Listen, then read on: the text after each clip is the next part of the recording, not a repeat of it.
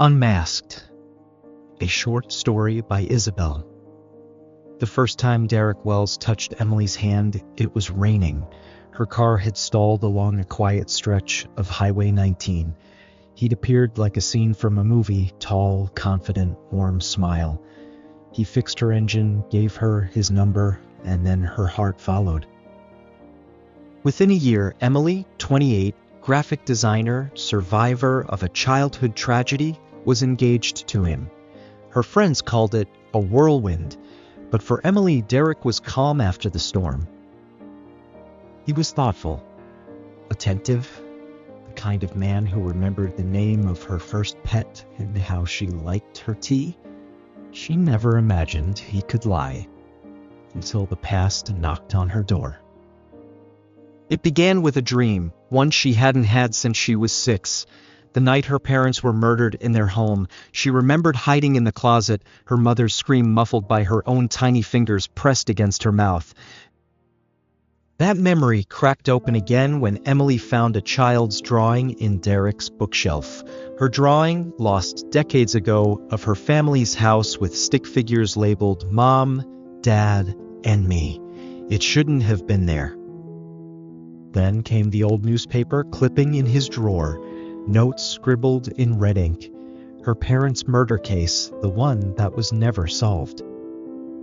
The suspect described white male, scar on the right hand. But Derek had that scar. By the time she received the anonymous USB on the morning of her wedding, Emily already knew the truth. The video just confirmed it. Her childhood home, her parents, the blood. And Derek, younger but unmistakable, looking into the camera, smiling. She didn't scream. She didn't cry.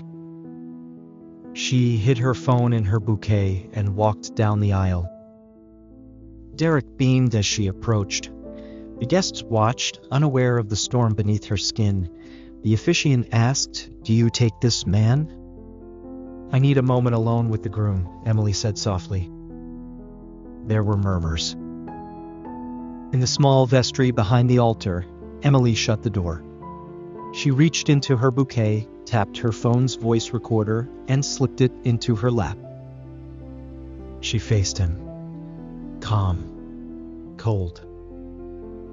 "I know, Derek. I remember everything." His expression didn't change at first. Then, slowly, it twisted into something neither apologetic nor ashamed. "So, you finally figured it out," he said almost proudly. "I wondered when the pieces would click."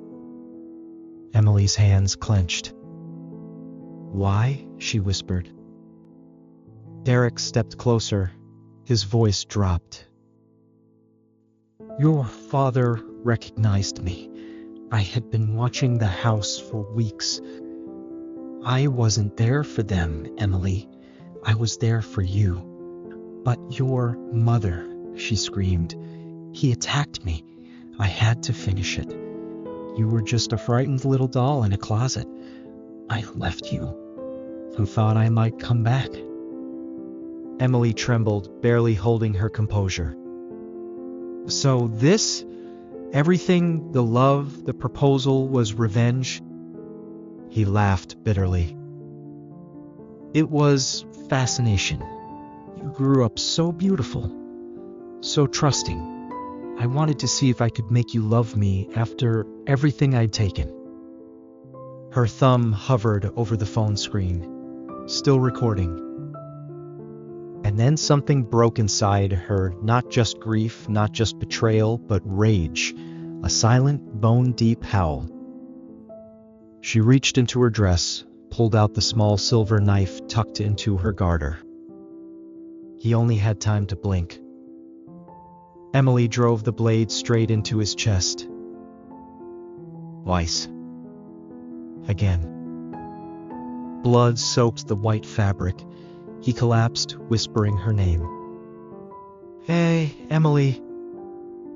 But there was no softness left in her. Just justice. The vestry door burst open minutes later.